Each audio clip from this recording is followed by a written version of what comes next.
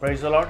मैं आपका प्यारा भाई विकास गौरी एक बार फिर आप सबके सम्मुख हाजिर हूँ। आज जो परमेश्वर का वचन मैं आपके साथ शेयर करने जा रहा हूँ वो है अबाउट सद्रक, मेशक और अबेदनगो। हम दानियल की किताब उसका 3 भाग और उसके 18 आयत से हम देखेंगे कि परमेश्वर का वचन आज हमसे क्या कहना चाहता है। और आप एक बात याद रखें कि आज के वचन के द्वारा प्रभु इन दिनों में, जैसे कि हम अंतिम दिनों में, we are in last days, प्रभु हमें क्या करेंगे, मदद और सहायता करेंगे हमने इस दौर में से कैसे गुजरना है।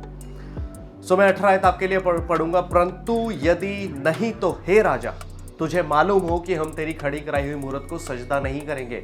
यहाँ पर सद्रक, मेशक और अबेदनगो राजा नबूकदनेस्सर को ये कह रहे हैं। पहले उन्होंने 17 आयत में उन्होंने कहा कि हमारा परमेश्वर जिसके हम उपासना करते हैं वो हमें तेरे हाथ से बचाने की भी ताकत रखता है, आग के भट्टे से तो है ही, तेरे हाथ से भी। 18 में वो कह रहे हैं कि हे राजा, यदि हमारा परमेश्वर नहीं बचाता, अगर नहीं भी बचाएगा, तब भी हम क्या करेंगे, तेरी खड़ी कराई सोने की मूरत के आगे हम सजदा नहीं करेंगे, हम नहीं झुकेंगे।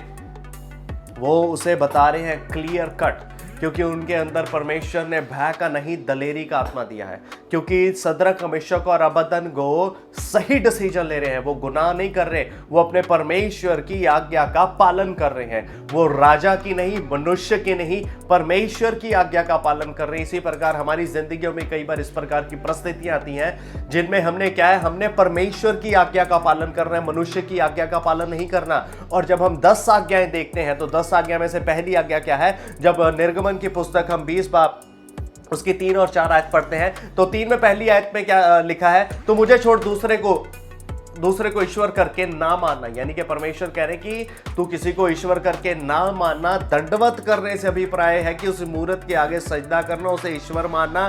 सद्रक, मेशक, अबेदनगो जो परमेश्वर ने उन्हें आज्ञा दी है उसका पालन कर रहे हैं। Praise God, hallelujah.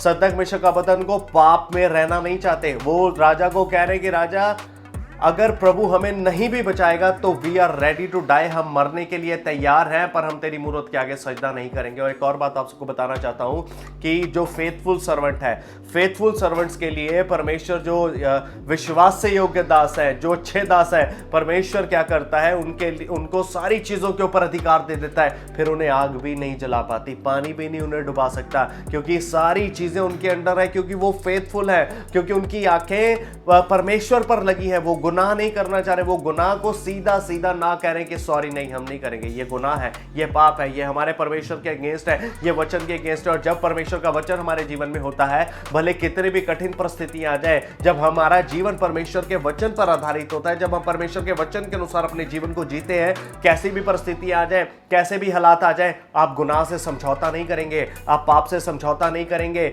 आप कॉम्प्रोमाइज परिस्थितियों से नहीं करेंगे। भले सद्रक, मेशक और अबेदनगो वहां पर राजा के महल में के कर्मचारी भी हैं, एज ए वर्कर भी काम करते हैं, पर अगर एज अकॉर्डिंग इस समय को देखा जाए तो कई हमारे मसीह लोग वो भी क्या करें, अदर इंस्टीट्यूट्स में काम करते हैं, और जब उन्हें मूर्तों के आगे चढ़ाई हुई चीजें जब ऑफर की जाती हैं तो उन्हें ले लेते हैं, खा लेते हैं, और आगे से ये कहते हैं कि हमने तो उन पर प्रार्थना करके उन्हें खा लिया। ये सरासर गलत है, ये गुनाह है। एक तो हम परमेश्वर की आज्ञा का उल्लंघन कर रहे हैं, और दूसरा हम परमेश्वर के वचन का प्रार्थना करके हम क्या कर रहे हैं, और ज्यादा परमेश्वर के अगेंस्ट में हम काम को क्या कर रहे हैं, यानी कि हम परमेश्वर के अगेंस्ट में प्रार्थना कर रहे हैं। पर सद्रक, मेशक, अबेदनगो ने परमेश्वर के वचन के ऊपर रहे, परमेश्वर की आज्ञा का पालन किया।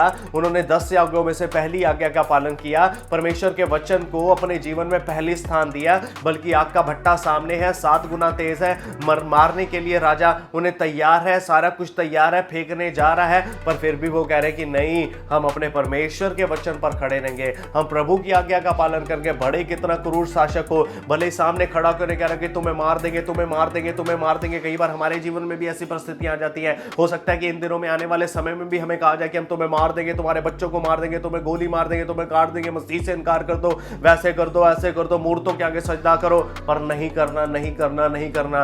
अगर परमेश्वर सद्रक, मेशक, अबेदनगो को बचा सकते हैं तो हमें भी बचाएंगे। और हमें, अगर हमने तब भी ये हमेशा स्मरण याद रखना है कि सद्रक, मेशक, अबेदनगो ने कहा कि अगर नहीं भी बचाएंगे, हमारा भी यही बयान, हमारा भी यही विश्वास, यही ईमान होना चाहिए कि अगर हमें हमारा परमेश्वर नहीं भी बचाएगा तो तब भी हम अपने परमेश्वर की आज्ञा का उल्लंघन नहीं करेंगे, हम अपने परमेश्वर को प्रसन्न करेंगे, हम मनुष्य को प्रसन्न करने के लिए कुछ नहीं करेंगे, हम गुनाह नहीं करेंगे, गुनाह में जिंदगी नहीं जिएंगे, गुनाह कोई भी ऐसा पाप नहीं करेंगे, भले हमें इंस्टीट्यूट से निकाल दिया जाए, हमारा परमेश्वर प्रोवाइडर है। अब बड़ा सोचे, अगर बड़ा सोचेंगे, वचन के आधार पर सोचेंगे, तो परमेश्वर वचन के आधार पर ही हमारे जीवनों में बरकतों के स्रोतों को खोल देगा। उसी प्रकार जिस प्रकार सद्रक मेशक और अबेदनगो ने जब परमेश्वर के वचन को थामे रखा, परमेश्वर के वचन को पकड़े रखा, तो आग उन्हें जला नहीं पाई। तो मेरे अजीजों, मेरे प्रियो, आज का वचन हमें आने वाले समय के लिए और एंड प्रेजेंट डे में, जब हम अंतिम दिनों में हैं, मदद और सहायता करेगा, ताकि हम सही को सही और गलत को गलत कह सकें। हम अपने परमेश्वर के वचन को थामे रहें,